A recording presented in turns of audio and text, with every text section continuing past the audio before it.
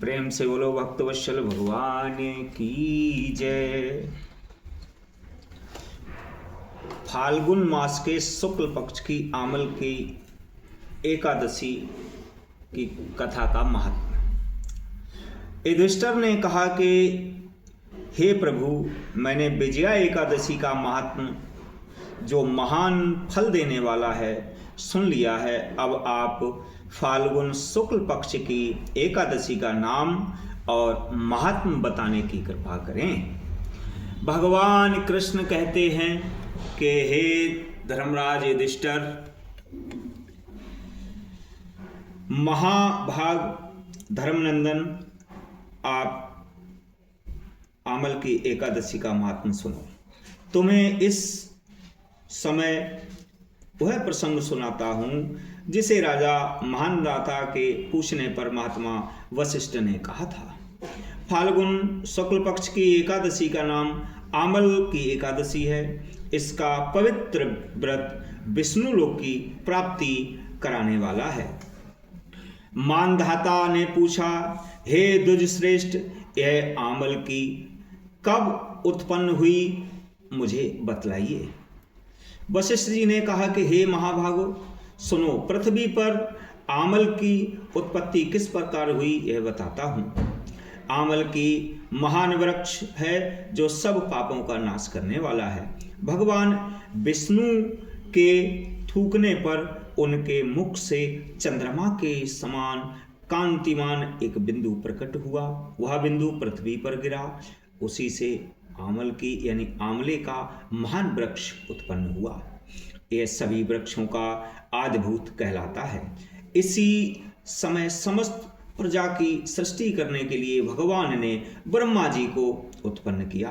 उन्हीं से इन प्रजाओं की सृष्टि हुई। देवता, दानव, गंधर्व, यक्ष, राक्षस, नाग तथा निर्मल अंतःकरण वाले महर्षियों को ब्रह्मा जी ने जन्म दिया। उनमें से देवता और ऋषि उस स्थान पर आए जहां विष्णु प्रिया आमल की एक महान वृक्ष था। महाभाग उसे देखकर देवताओं को बड़ा विस्मय हुआ। वे एक दूसरे पर दृष्टिपात करते हुए उत्कंठा पूर्वक उस वृक्ष की ओर देखने लगे और खड़े खड़े सोचने लगे कि प्लक्ष पाकर आदि वृक्ष तो पूर्व कल्प की ही भांति हैं, जो सब के सब हमारे चर्चित हैं और हम उनसे परिचित हैं, किंतु इस वृक्ष को हम नहीं जानते। उन्हें इस प्रकार चिंता करते देख आकाशवाणी हुई, हे महर्षियों, यह सर्वश्रेष्ठ आमलकी का वृक्ष है जिसे आंवला कहते हैं, जो विष्णु को प्रिय है। इसके स्मरण मात्र से गोदान का फल मिलता है।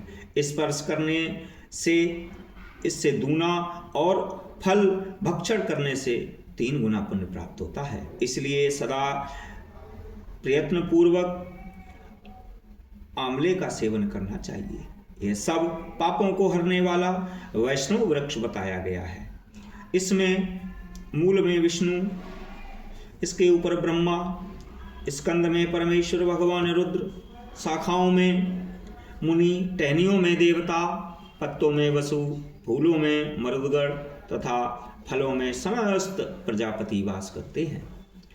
आंवल की सर्वदेवमयी एकादशी बताई गई है, अतः विष्णु भक्त पुरुषों के लिए यह परम पूज्य है। ऋषि बोले, अव्यक्त स्वरूप से बोलने वाले महापुरुष, हम लोग आपको क्या समझें? आप कौन हैं? देवता हैं या कोई और? हमें ठीक ठीक बतलाइए। आकाशवाणी हुई, जो संपूर्ण भूतों के कर्ता और समस्त भवनों के सृष्टा हैं, जिन्हें विद्वान पुरुष भी कठिनता से देख पाते हैं, वही सनातन विष्णु मैं हूँ।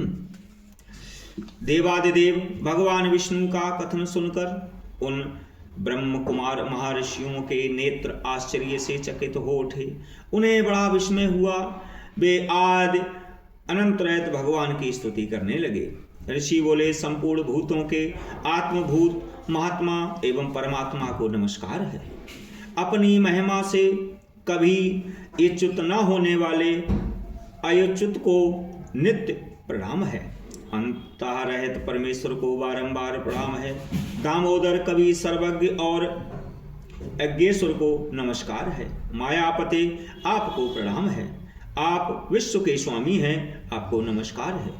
ऋषियों के इस प्रकार स्तुति करने पर भगवान श्री हरि संतुष्ट हुए और बोले कि हे महर्षियों, तुम्हें कौन सा अभीष्ट वरदान दूं? ऋषि बोले, भगवान यदि आप संतुष्ट हैं तो हम लोगों के हित के लिए कोई ऐसा व्रत बतलाइए जो स्वर्ग और मोक्ष रूपी फल का देने वाला हो। श्री विष्णु बोले कि हे महर्षियों, फाल्गुन शुक्ल पक्ष में यदि पुण्य नक्षत्र से युक्त एकादशी हो तो उस महान पुण्य देने वाली और बड़े बड़े पातकों का नाश करने वाली होती है। हे द्विजवरो, उनमें जो विशेष कर्तव्य है उनको सुनो। आंवले की एकादशी में आंवले के वृक्ष के पास जाकर वहां रात्रि में जागरण करना चाहिए। इससे मनुष्य सब पापों से छूट जाता है और सहस्त्र गोदान का फल प्राप्त करता है। विप्रगण, यह व्रतों में उत्तम व्रत है जिसे मैंने तुम लोगों को बतलाया। ऋषि बोले कि हे भगवान, इस व्रत की विधि बतलाइए, यह कैसे पूर्ण होता है, इसके देवता कौन हैं और कौन से मंत्र बतलाए गए हैं, उस समय स्नान और दान कैसे किया जाता है, पूजन की कौन सी विधि है तथा उनके लिए मंत्र क्या है, इन सब बातों का यथार्थपूर्ण रूप से वर्णन कीजिए। भगवान विष्णु ने कहा,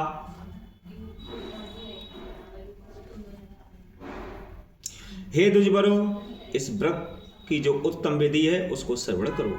एकादशी को प्रातः काल दंत धावन करके यह संकल्प करें कि हे पुंडरीकाक्ष, हे अच्युत, मैं एकादशी को निराहार रहकर दूसरे दिन भोजन करूंगा। आप मुझे शरण में रखें। ऐसा नियम लेने के बाद पतित, चोर, पाखंडी, दुराचारी, मर्यादा भंग करने वाले तथा गुरु पत्नी गामी मनुष्यों से वार्तालाप ना करें। अपने मन को बस में रखते हुए नदी में, पोखरे में, कुएं में अथवा घर में ही स्नान करें। स्नान के पहले शरीर में मिट्टी लगाएं। मृतिका लगाने का मंत्र है अश्वक्रांते रथक्रांते विष्णुक्रांते वसुंधरे मृत्के हरि में पापम जन्म कोट्या समर्जितम। वसुंधरे, तुम्हारे ऊपर अश्व और रथ चला करते हैं तथा वामन अवतार के समय भगवान विष्णु ने भी तुम्हें अपने पैरों से नापा था। मृत्तिके, मैंने करोड़ों जन्मों में जो पाप किए हैं, मेरे उन सब पापों को हर लो। स्नान मंत्र इस प्रकार है, त्वं माता सर्वभूतानां जीवनं तत्त्वरक्षकं स्वदेजोद्यजातीनां रसानां पतये नमः। स्नातोऽयं सर्वतीर्थेषु हृदयस्पृणयेषु च नदीषु देव खातेषु इदं स्नानं तुमे भवते। जल की अधिष्ठात्री देवी माता, तुम संपूर्ण भूतों के लिए जीवन हो, वही जीवन जो स्वेदज और उद्वेज जाति के जीवों का भी रक्षक है।